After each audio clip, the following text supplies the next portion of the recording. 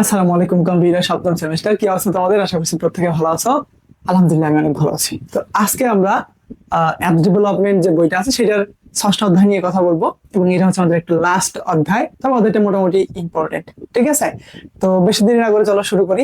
আজকের অধ্যায়টা নিয়ে বিস্তারিত ভাবে বলতে হবে, কারণ এইখানে কিছু অ্যাডভান্স বিষয় আছে। এপিআই নিয়ে কথা বলা আছে, তারপর নেটওয়ার্কিং নিয়ে কথা বলা আছে। আমরা সবগুলো অ্যাটাচ করে পড়াশোনা করার চেষ্টা করবো। তো চলো দেখি কি কি আছে আমাদের এই অধ্যায়ে। আচ্ছা, প্রথমে আছে নেটওয়ার্কিং কি, যেটা আমাদের পড়তে পড়তে জীবন শেষ, তাই না? নেটওয়ার্কিং কি এটা। তারপরে আছে কয়েকটি এপিআই এর নাম লেখো, তারপরে আছে এইচটিটিপি ও এইচটিটিপিএস এর পূর্ণরূপ লেখো, তারপরে আছে এপিআই বলতে কি বোঝায়, তারপরে লিখছে রেস্টফুল এপিআই কাকে বলে। আচ্ছা, এই যে রেস্টফুল এপিআইটা অনেকের মাথাটা নষ্ট করে দেয়। তো আজকের এই বিষয়গুলো আমরা ইজি ওয়েতে জানার চেষ্টা করব। তো চলো শুরু করা যাক। তো প্রথমে আছে আমাদের নেটওয়ার্কিং কি। তো এটা সম্পর্কে তো অলরেডি তোমরা জানো, তাই না? নেটওয়ার্কিং জিনিসটা কি? নেটওয়ার্কিং হলো কম্পিউটার, ডিভাইস এবং সিস্টেম গুলোকে সংযুক্ত করার একটি প্রক্রিয়া, যা রিসোর্স শেয়ারিং, ডাটা আদান প্রদান এবং যোগাযোগ সক্ষম করে। নেটওয়ার্ক বলতে বোঝাচ্ছে এখানে ধরো কয়েকটা কম্পিউটার, কয়েকটা সিস্টেম, আর কয়েকটা হচ্ছে তোমার ডিভাইস, বলো প্রিন্টার, তোমার হতে পারে স্ক্যানার। এই সবগুলোকে একত্রিত করাকে বলা হচ্ছে নেটওয়ার্কিং। কিসের জন্য? বিভিন্ন তথ্য বা রিসোর্স, সফটওয়্যার, হার্ডওয়্যার ইত্যাদি শেয়ার করার লক্ষ্যে যে সিস্টেমটা এখানে তৈরি হইলো, এটাই মূলত হচ্ছে নেটওয়ার্কিং। বুঝতে পারছি? এটা কি উদ্দেশ্যে তৈরি করা হয়? বিভিন্ন রিসোর্স, ফাইল, হার্ডওয়্যার, সফটওয়্যার ইত্যাদি শেয়ার করার লক্ষ্যে বা যোগাযোগ করার জন্য আমরা এই নেটওয়ার্কিংটা তৈরি করে থাকি, তাই বা নেটওয়ার্কিং পদ্ধতি ব্যবহার করে থাকি, তাই না? এটা তো তোমরা জানো বা পড়ছো। কয়েকটি এপিআই এর নাম বলো। তো এপিআই সম্পর্কে কিন্তু আমি তোমাদের ওয়েব ডেভেলপমেন্টে পড়াইছিলাম। এপিআই হচ্ছে অ্যাপ্লিকেশন প্রোগ্রামিং ইন্টারফেস। এপিআই মানে হচ্ছে অ্যাপ্লিকেশন প্রোগ্রামিং ইন্টারফেস। এটা আসলে কি কাজ, কেন ব্যবহার করা হয়, কোথায় ব্যবহার করা হয়? যেমন আমি তোমাদেরকে রেস্টুরেন্ট দিয়ে এক্সাম্পল দিছিলাম, যে রেস্টুরেন্টে আমরা যেখানে বসি সেটা হচ্ছে মনে করো ক্লায়েন্ট সাইড, এবং যেখানে রান্না হয় সেটা মনে করো যে ব্যাকএন্ড সাইড, সার্ভার সাইড। ওকে, ব্যাকএন্ড সাইডে রান্না হয়, ক্লায়েন্ট সাইডে কি থাকে? আমরা থাকি। আর আরেক দল কাজ করে, সেটা কি? ব্যাকএন্ড থেকে খাবারগুলো নিয়ে এসে আমাদেরকে পরিবেশন করে। এই যে ওয়েটার গুলো আছে বা যারা হচ্ছে খাবারগুলো পরিবেশন করে, ওরাই মূলত হচ্ছে এপিআই। কি বলতো? এপিআই। ওকে, তাহলে এপিআই কি? Application programming interface. এখানে বলছে যে কয়েকটি এপিআই এর নাম বলো। যেমন গুগল ম্যাপস এর এপিআই আছে, ওপেন ওয়েদার ম্যাপের এপিআই আছে, টুইটার এপিআই আছে, পেপ্যাল এপিআই আছে, আমাদের বিকাশের এপিআই আছে, আমাদের এনআইডি পোর্টালের এপিআই আছে, তোমার জিমিনির এপিআই আছে, তোমার ও কি বলে চ্যাট জিপিটির এপিআই আছে। এখন এপিআই গুলো আসলে করেটা কি ভাইয়া? ধরো তুমি এখন একটা চ্যাট এপিআই বানাবা, কি বল, চ্যাট বানাবা, অ্যাপ বানাবা, ঠিক আছে? এখন এই চ্যাট অ্যাপ বানানোর জন্য তোমাকে কি করতে হবে? একটা এআই মডেল নিজেকেই বানাইতে হবে। কিন্তু এটা কি সময় সাপেক্ষ না? এটা কি এত সহজ না? বাট তুমি যদি জিমেনি অথবা চ্যাট জিপিটি এদের এপিআই ব্যবহার করো, তাহলে কি বিষয়টা একদম সহজ হয়ে গেল না? ইজি হয়ে গেল না? তুমি জাস্ট তোমার মতো করে কাস্টমাইজ করলে, বাট এপিআইটা ওদের আনাই দিলে, তার মানে কি বাকি কাজগুলো চ্যাট জিপিটি নিজেই করবে, ঠিক আছে? বা তুমি মনে করো যে ওয়েদার একটা অ্যাপ বানাবা, কি বানাবা? ওয়েদার অ্যাপ, যে তুমি শুধু রংপুরের ওয়েদারটা ওইখানে ফোকাস করে দেখাইতে চেষ্টা করতেছো বা বানানোর চেষ্টা করতেছো। এখন এই ওয়েদার মাপার জন্য কি লাগবে? উপরে একটা স্যাটেলাইট পাঠাইতে হবে, কোথায় কোন ওয়েদার আছে এটা তোমার জানানো লাগবে। এটা অনেক ব্যয়বহুল এবং অসম্ভব একটা বিষয়, তাই না? বাট এখানে গুগল ওয়েদারকে দিয়ে রাখছে, আমাদের এপিআই দিয়ে রাখছে। আমরা জাস্ট তাদের এপিআইটা কল করে বা নিয়ে আসে আমাদের অ্যাপ্লিকেশনে দিলেই কাজ করাই দিই। তাহলে এপিআইটা কি করতেছে? দুইটা অ্যাপ্লিকেশনের মধ্যে কথোপকথন করাচ্ছে বা যোগাযোগ করাইতে সহযোগিতা করতেছে, ঠিক আছে? তাহলে এপিআই হচ্ছে অ্যাপ্লিকেশন প্রোগ্রামিং ইন্টারফেস। ওকে, এখানে লিখছে এইচটিটিপি এবং এইচটিটিপিএস এর মধ্যে পার্থক্য কি, পূর্ণরূপ লেখো। এইচটিটিপি তো জানোই, হাইপারটেক্সট ট্রান্সফার প্রোটোকল, এটাতে কোনো সিকিউরিটি দেওয়া নাই। আর এটা হচ্ছে HTTPS, hypertext transfer protocol secure, মানে এটা একদম সিকিউর একটা পোর্টাল বা প্রোটোকল। ওকে, এপিআই বলতে কি বোঝায়? এপিআই বলতে কি বোঝায় এতক্ষণ তো এটাই বুঝাইলাম, অ্যাপ্লিকেশন প্রোগ্রামিং ইন্টারফেস এর সংক্ষিপ্ত রূপ, যা একটি আলহামদুলিল্লাহ দুঃখিত, যা একটি সফটওয়্যার মধ্যস্থকারী দুটি অ্যাপ্লিকেশনকে একে অপরের সাথে কথা বলতে দেয়। এটাই আমি বললাম আর কি। রেস্টফুল এপিআই আসলে কাকে বলে? রেস্টফুল এপিআই আসলে কি, কোত্থেকে আসলো? এপিআইটাই মূলত রেস্টফুল এপিআই। এখানে আমরা একটা জিনিস পড়ছিলাম যে রেস্ট এপিআই কি বলতো? Rest API, rest API. এই রেস্ট এপিআই জিনিসটা আসলে কি? রেস্ট এপিআই হচ্ছে মূলত একটা আর্কিটেকচার। কি বলতো? একটা আর্কিটেকচার বা একটা model. Rest API full meaning হচ্ছে রিপ্রেজেন্টেশনাল স্টেট ট্রান্সফার। তার মানে কি? এরা রিকোয়েস্ট আদান প্রদান করতে পারে। ঠিক আছে, যদি একটু পরে বলতে সেগুলা, তাহলে রেস্ট মানে হচ্ছে representational state transfer API, application programming interface, তাই না? তাহলে এইটা হলো মনে করো যে আর্কিটেকচার, কি বলতো আর্কিটেকচার বা মডেল। মনে করো যে গাড়ির বিভিন্ন আর্কিটেকচার আছে, কার মনে করো কার একটা আর্কিটেকচার, কারের চাকা থাকে 4টা, হর্ন থাকে, ইঞ্জিন থাকে, হাবিজাবি থাকে না? তো এটা হলো আর্কিটেকচার, এটা হলো মডেল। এই অনুযায়ী তুমি বিভিন্ন প্রকার গাড়ি বানাইতে পারো, সেটা হইতে পারে বিএমডব্লিউ, হইতে পারে মার্সিডিজ, পুরো বাস্তব একটা জিনিস, তাই না? সেম ভাবে এই রেস্ট এপিআই হচ্ছে একটা আর্কিটেকচার বা একটা মডেল, আর এইটাকে ফলো করে যে একটা মডেল বানাইছে সেটার নাম হচ্ছে রেস্টফুল এপিআই। বুঝতে পারছি? তার মানে কি, এটা হলো মডেল বা আর্কিটেকচার, এটাকে ফলো করে এটা বানানো হয়েছে। ঠিক আছে, তার মানে কি এই রেস্টফুল এপিআই এর মধ্যে রেস্ট এপিআই এর যে তোমার বৈশিষ্ট্য, আর্কিটেকচার, চালচলন আছে, সেগুলো সবকিছু এই রেস্টফুল এপিআই এর মধ্যে আছে। ওকে, দেখো একটা রেস্টফুল এপিআই হলো একটি অ্যাপ্লিকেশন প্রোগ্রামিং ইন্টারফেসের জন্য একটি আর্কিটেকচারাল স্টাইল যা ডাটা অ্যাক্সেস, এটা মনে রেখো, ডাটা অ্যাক্সেস বলতে বোঝাচ্ছে সার্ভার থেকে যে ডাটা আসবে সেই ডাটা অ্যাক্সেস এবং ব্যবহার করার জন্য এইচটিটিপি হাইপারটেক্সট ট্রান্সফার প্রোটোকল অনুরোধগুলো ব্যবহার করে থাকে। তার মানে এই যে রেস্টফুল এপিআই সার্ভার এবং অ্যাপ্লিকেশনের সাথে কথা বলার জন্য কোন মেথডটা ব্যবহার করে থাকে? এইচটিটিপি হাইপারটেক্সট ট্রান্সফার প্রোটোকল, যে মেথডটা আছে, যে প্রোটোকলটা আছে, এইটা ব্যবহার করে থাকে আমাদের রেস্টফুল এপিআই। ওকে, নেক্সট কি আছে দেখো, এই যে এটা হচ্ছে রেস্ট এপিআই এর মডেল, এই হচ্ছে রেস্ট এপিআই এর মডেল, এটা হচ্ছে ক্লায়েন্ট সাইড আর এটা হচ্ছে সার্ভার সাইড। ক্লায়েন্ট সাইড কোনটা? যখন আমরা একটা অ্যাপ্লিকেশন ব্যবহার করি, ধরো ফেসবুকের নিউজ ফিডটা হচ্ছে ক্লায়েন্ট সাইড, আর ব্যাকএন্ডটা হচ্ছে যেখানে আমাদের ডেটা হ্যান্ড ইত্যাদি জমা রাখা আছে, সার্ভার আর কি। ঠিক আছে, আর মাঝখানে যে আছে যে মডেলটা, সেটাই হচ্ছে মূলত এই যে রেস্ট এপিআই। তাহলে রেস্ট এপিআই মডেলকে ফলো করে একটা এপিআই বানানো হয়েছে, সেটার নাম হচ্ছে রেস্টফুল এপিআই, যেটা এই রেস্ট এপিআই যেটা কাজ করে বা যা যা বৈশিষ্ট্য আছে তার মধ্যে আছে। ওকে, সোজা ভাষায় এটা একটা বয়লার প্লেট বা এটা একটা কল্পনা। এই যে রেস্ট এপিআই একটা কল্পনা যে এটার মধ্যে এটা থাকবে, এটা থাকবে, আর এইটা দিয়ে বাস্তবায়িত করা বা বাস্তবে একটা জিনিস বানানো হয়েছে, ওইটা হলো রেস্টফুল এপিআই। ঠিক আছে, এটা হচ্ছে আর্কিটেকচারটা বা মডেলটা। দেখো ক্লায়েন্ট আমরা এখানে কি কি পাঠাতে পারি? গেট, পোস্ট, পুট, ডিলিট, এই রিকোয়েস্ট গুলো আমরা কার কাছে পাঠাতে পারি? এই যে এইচটিটিপি রিকোয়েস্ট। আমাদের এপিআই কি ইউজ করে? এইচটিটিপি মেথড ইউজ করে না, এইচটিটিপি প্রোটোকল ইউজ করে না, এইচটিটিপি প্রোটোকল ইউজ করে। দেখো আমাদের রিকোয়েস্টটা কার কাছে যায়? এপিআই এর কাছে যায়। এপিআই সেই রিকোয়েস্টটা সার্ভারে পাঠায় এবং সার্ভার এইচটিটিপি রেসপন্স করে। কি করে? এইচটিটিপি রেসপন্স করে। এপিআই সেটাকে, সার্ভার আমাদের হচ্ছে জেসন রেসপন্স করে, জেসন ফাইল রেসপন্স করে, সেইটা আমরা আমাদের এপিআই আবার আমাদের কি ক্লায়েন্ট সাইডে পাঠাই দেয়। সেটা জেসন হতে পারে, এক্সএমএল হতে পারে এবং এইচটিএমএল হইতে পারে। ঠিক আছে, এই টাইপের রেসপন্স আসতে পারে সার্ভার থেকে। তাহলে আমাদের এপিআই আমরা কি করতে পারি না? গেট, পোস্ট, পুট, ডিলিট, এই যে রিকোয়েস্ট গুলা বা কোনো ওয়েবসাইট সার্চ করা বা খুঁজে বের করা, মানে কোনো ডাটা নেওয়া, ধরো সাপোজ google.com তুমি যাবা, তাহলে google.com এ তুমি ডিরেক্ট সার্ভারে যা বলতে পারবে না। সার্ভারের কাছে যাওয়ার আগে তোমাকে এখানে রেস্ট এপিআই এর সাহায্য নিতে হবে। ঠিক আছে, এখানে একটা বাস্তব চিত্র দেওয়া আছে। এই যে রেস্ট এপিআই এর মডেল দেখো, আমি রিকোয়েস্ট পাঠাবো, কি কি রিকোয়েস্ট পাঠাবো? সেটা হচ্ছে গেট, পোস্ট, ইটিসি রিকোয়েস্ট আমরা সার্ভারের কাছে পাঠাবো এবং সার্ভার সেটা আবার এপিআই কে দিবে, এপিআই সেটা আমাদেরকে দিবে। ওকে, তাহলে এপিআই হচ্ছে মধ্যস্থকারী বা মিডল ওয়্যার। এপিআই কে মধ্যস্থকারী বা মিডল ওয়্যার, যে আমার কথা শুনতেছে, সার্ভারকে বলতেছে, আবার সার্ভারের কথা শুনে আমাকে বলতেছে। তার মানে কি, ও দুভাষী বা মধ্যস্থকারী। ঠিক আছে, এই যে এখানে একটা রেস্টফুল এপিআই এর বাস্তব চিত্র দেওয়া আছে। দেখো এইখানে আমরা এই লিঙ্কটাতে ঢুকছি, অ্যাকসেপ্ট অ্যাপ্লিকেশন মনে করো জেসন, আর আমরা ঢুকছি পোস্ট, এই যে প্রোডাক্ট http.on.on প্রোডাক্ট নামের ধরো একটা পেজ আছে, সেই পেজে আমরা মনে করো যে গেছি, এটা হচ্ছে আমাদের সার্ভার। তাহলে এই গেল আমাদের রিকোয়েস্ট, সেটা আমাদের ল্যাপটপ, আমাদের ফোন, যেখান থেকে হোক রিকোয়েস্টটা গেল কার কাছে? সার্ভারের কাছে। ঠিক আছে, মাঝখানে কে ছিল? API, restful API. Okay, that's why আমরা একটা এইচটিটিপি রিকোয়েস্ট পাঠাইতে পারছি কার কাছে? সার্ভারের কাছে। আর সার্ভার আমাদের কি করছে? রেসপন্স করছে। সেটা কিসে? এই যে জেসন ফাইলে।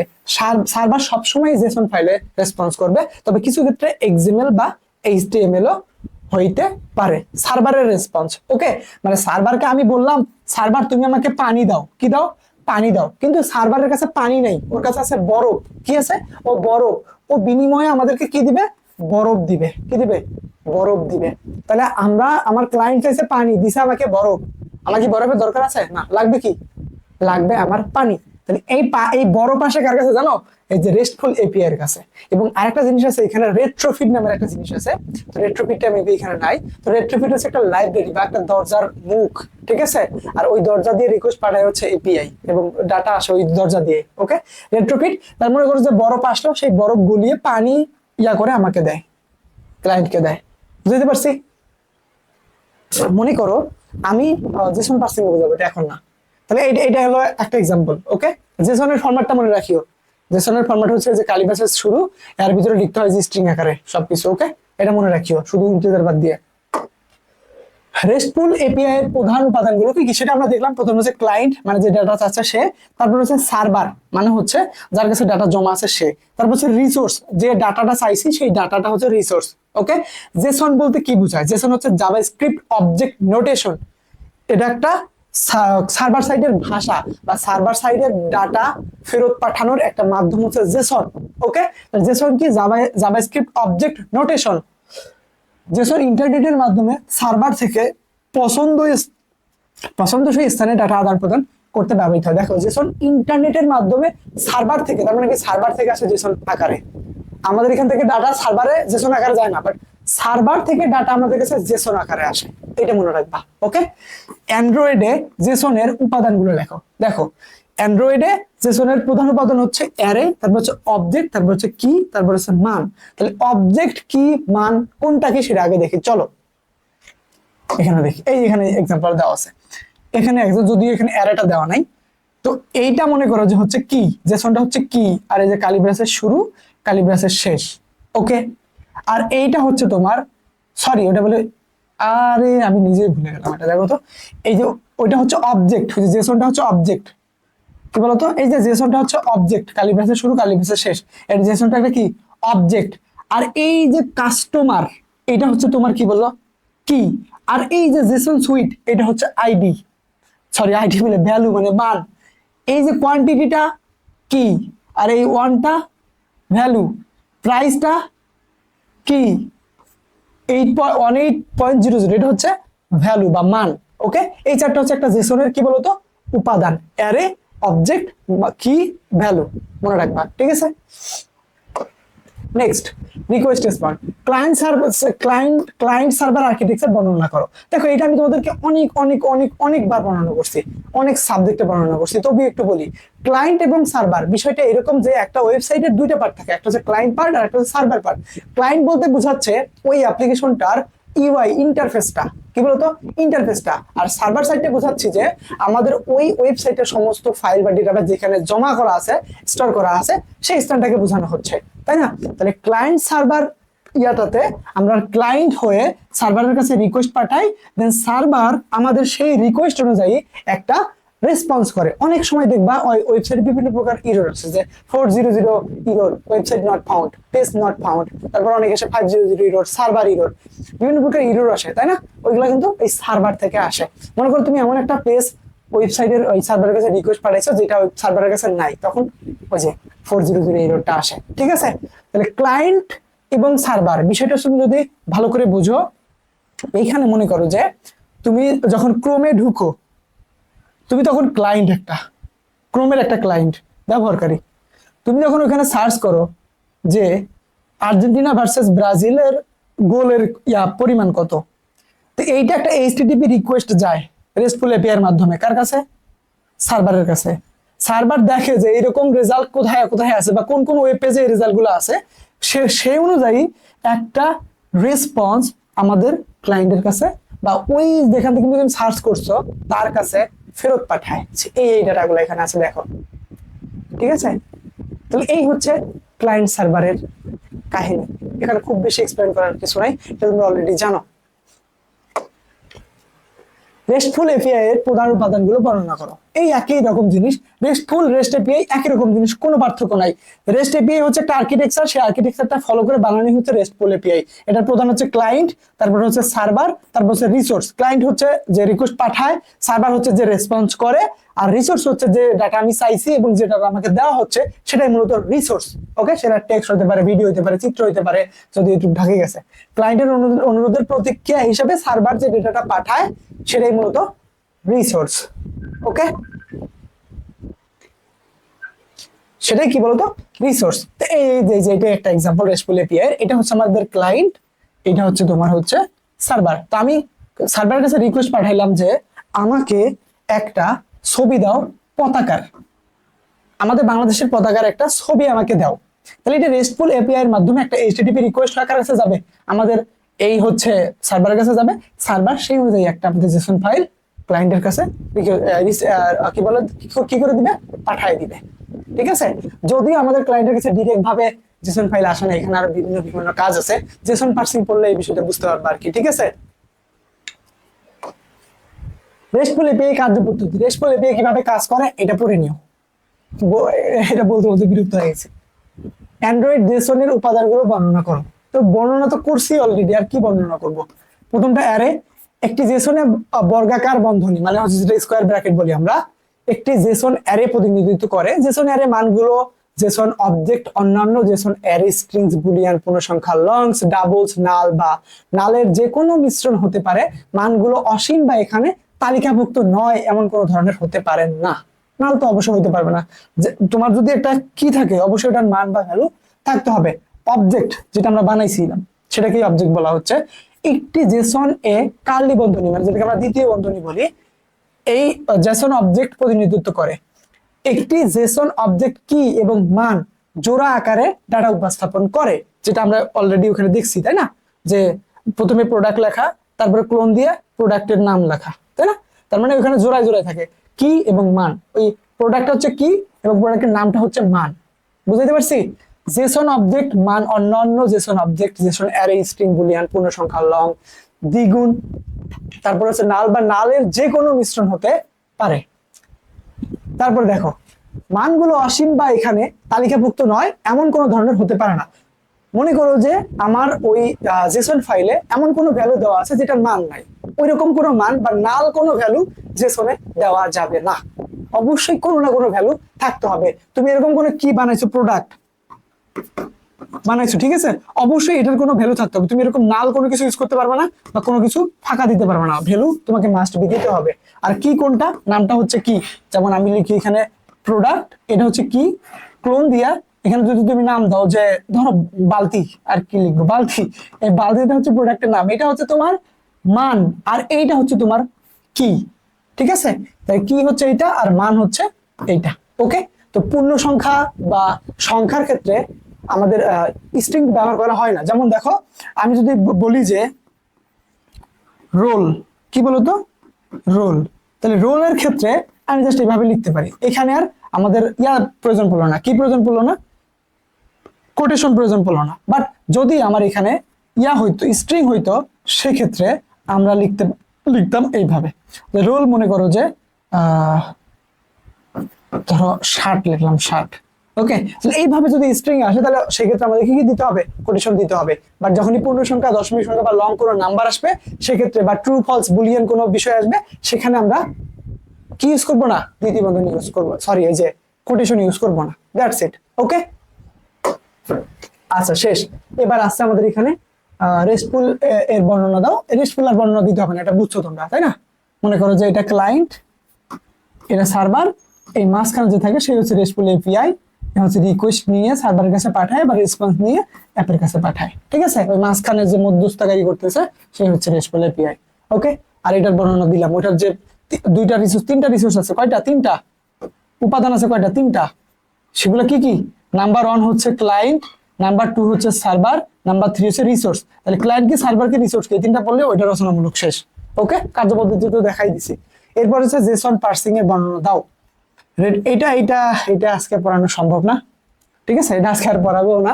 জেসন পার্সিংটা পড়ানো যায়, জাস্ট পদ্ধতিটা দেখাই দিই। জেসন পার্সিংটা, জেসন পার্সিং বলতে আসলে কি বোঝাচ্ছে, ধরো এইটা তোমার ক্লায়েন্ট, এটা তোমার আইফোন, এইটা তোমার সার্ভার, কি, এটা তোমার সার্ভার, সার্ভার ক্লায়েন্ট। ওকে, তাহলে এইখানে আমাদের কি থাকে, এপিআই। ধরো আমাদের এখানে এপিআই আছে, রিকোয়েস্টটা গেল, রেসপন্সটা আসে কিসে, জেসনে। কিসে আসে, জেসনে, জেসনে আসে। এখন আসো সার্ভার, আমি সার্ভারের কাছে কোনো কিছু চাইলাম, সার্ভার সেটা আমাদেরকে জেসনে ফেরত পাঠাইলো। কিসে ফেরত পাঠাইলো, জেসনে ফেরত পাঠাইলো। এখন আমার যে অ্যাপ্লিকেশনটা আছে সে কি জেসন বুঝতে পারে? সে কিন্তু জেসন বুঝতে পারবে না।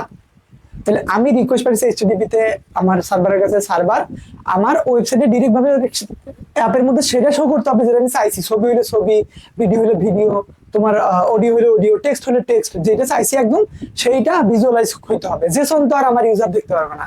এখন জেসন ইউজারের কাছে চলে আসলে ইউজার তো সেটা দেখে বুঝতে পারবে না। তাহলে তার মানে কি করতে হবে? তাহলে এখানে একটা আমাদের কনভার্টার লাগবে। রেট্রোফিট এখানে অনেক বেশি কাজে দেয়। ওকে, এখানে আমাদের একটা কনভার্টার লাগবে। সার্ভার আমাদের ডেটাটা দিছে হলো জেসনে, কি জেসনে। এখন এই জেসনটা আমার অ্যাপ্লিকেশনটা যে ল্যাঙ্গুয়েজে বানানো, সেটা কটলিন হলে কটলিন, জাভা হলে জাভা, যে কোনো হইতে পারে, পাইথন হলে পাইথন, ওই ভাষাতে রূপান্তর করতে হবে। কি করতে হবে?